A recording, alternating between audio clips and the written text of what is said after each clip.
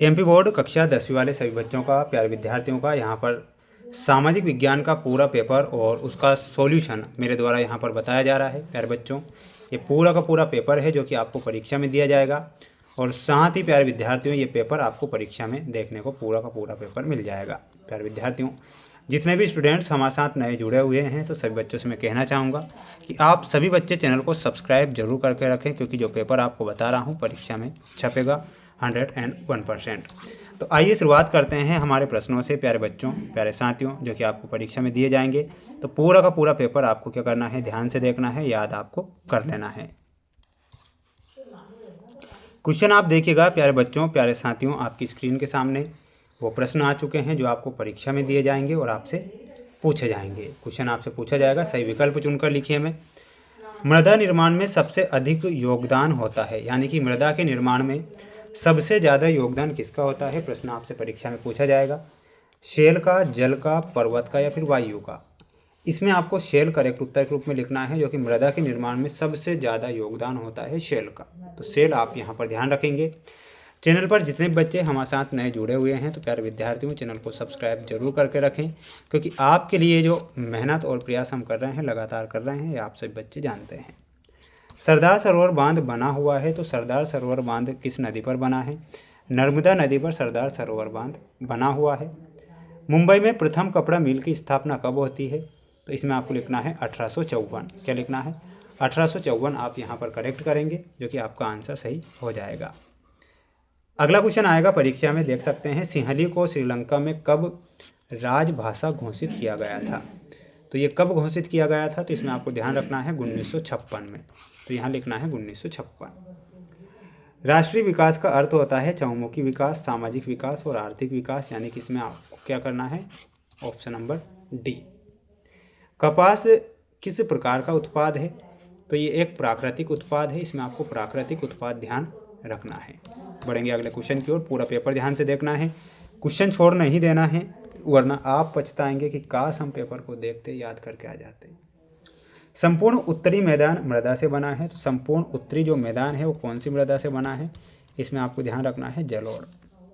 देश में आधे से अधिक वन क्षेत्र घोषित किए गए हैं, तो वो क्या घोषित किए गए हैं, आरक्षित। यहाँ पर आप क्या लिखेंगे, आरक्षित। महानदी बेसिन में परियोजना जल संरक्षण और बाढ़ नियंत्रण का समन्वय है, तो इसमें आपको क्या लिखना है, हीराकुड। क्या लिखना है, इसमें आपको लिखना है हीराकुड। अगला क्वेश्चन आएगा, बेल्जियम की कुल आबादी का 59% हिस्सा इलाके में रहता है, तो वह रहता है उत्तरी इलाके में। पर आधारित सामाजिक विभाजन सिर्फ भारत में है, तो किस पर आधारित सामाजिक विभाजन, तो प्यारे विद्यार्थियों जाति पर आधारित, तो इसमें आपको क्या लिखना है, जाति लिखना है। अगला क्वेश्चन आएगा, भूमिगत जल संसाधन का उदाहरण है, तो भूमिगत जो जल है नवीकरणीय संसाधन का उदाहरण है, यहाँ पर आप क्या लिखेंगे, नवीकरणीय लिखेंगे, नवीकरणीय जो होगा सही होगा। ठीक है, बढ़ेंगे अगले क्वेश्चन की ओर। सभी भैया बहनों को अच्छे से पेपर को देखना है। चैनल पर नए हैं तो सभी विद्यार्थियों को चैनल को सब्सक्राइब जरूर कर लेना है, क्योंकि पेपर अगर बता रहा हूँ ना, पेपर बाहर आपका नहीं जाएगा। सही जोड़ी में। बांधवगढ़ राष्ट्रीय उद्यान कहाँ पर स्थित है, इसमें असम से मिलाना है, सॉरी बांधवगढ़ राष्ट्रीय उद्यान जो है हमारे प्यारे मध्य प्रदेश में है।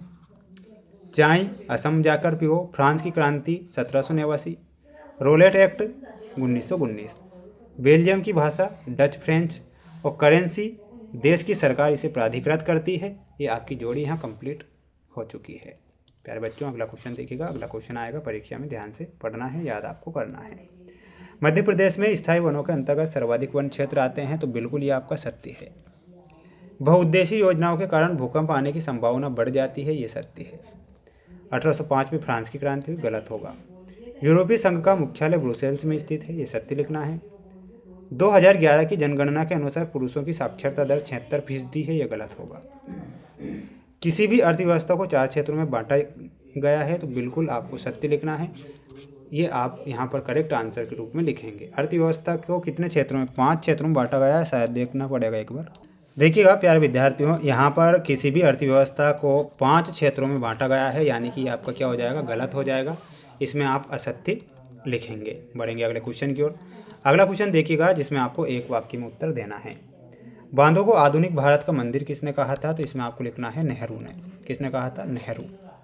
पवन ऊर्जा और सौर ऊर्जा संसाधनों की बहुतायत किस राज्य में है? तो वह किस राज्य में है ध्यान रखना है सेकंड में। इसमें आपको लिखना है राजस्थान और तमिलनाडु। क्या लिखना है? एक तो राजस्थान है, राजस्थान, तो वहीं है दूसरा तमिलनाडु। क्या है? तमिलनाडु लिख लेना है ना। औद्योगिक क्रांति सबसे पहले किस देश में प्रारंभ हुई थी? तो इसमें आपको ध्यान रखना है इंग्लैंड में, इंग्लैंड। श्रीलंका किस वर्ष स्वतंत्र राष्ट्र बनता है? तो 1948। 2011 की जनगणना के अनुसार भारत में साक्षरता दर कितनी थी? लिखना है 74.4%। सूचना एवं संचार प्रौद्योगिकी को संक्षेप में क्या कहते हैं? तो उसे बोला जाता है ICT बोला जाता है। ICT आप यहाँ पर ध्यान रखेंगे। सभी बच्चों को, जितने बच्चे वीडियो को देख रहे हैं तो सभी बच्चे वीडियो को लाइक जरूर कर दें। चैनल पर नए हैं तो सब्सक्राइब करके रखना है। मिलते हैं नेक्स्ट वीडियो में। जय हिंद।